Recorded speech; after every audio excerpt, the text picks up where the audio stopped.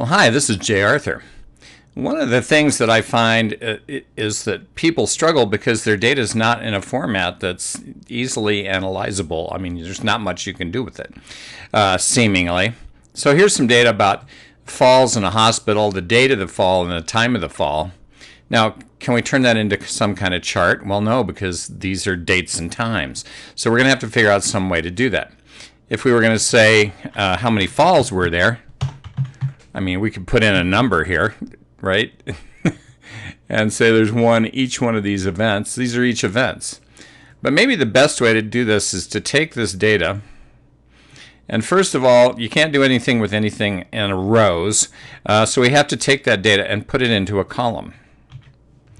So if we go over to our sheet and do a right click and say paste special and use transpose, that'll get all of our data into an actual column where we can do something with it.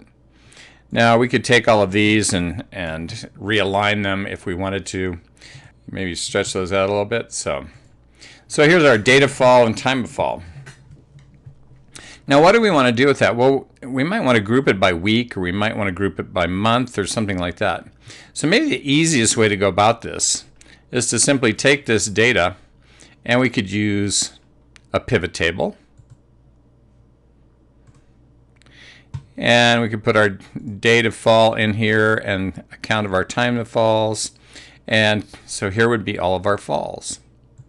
And we could actually take that and right click on that and say group. And we could say we want to group it by months.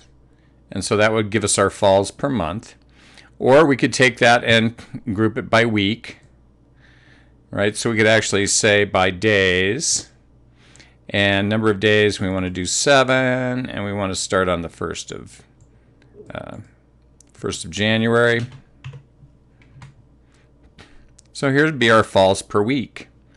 Now once we have that, that's something we could actually plot, right? So we don't have a denominator, so what chart would we choose? Well, the chart wizard would tell you it's a C chart.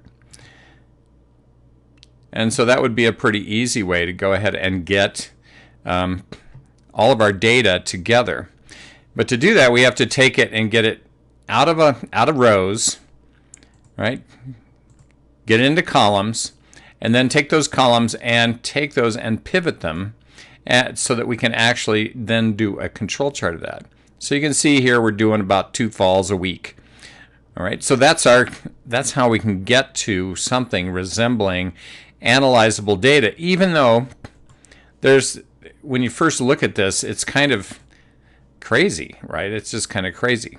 So it's hard to analyze ugly data, but you can do it if you think about, I got to get everything in a column, right? First thing, I got to get it into a column. And then, once I have it in a column, then can I pivot the thing and summarize it in some useful way? And then can I take that summarization and turn that into a chart? And you can do it. It just takes a little work to get the data in position so that you can actually start to do some analysis. I'm Jay Arthur. See you next time.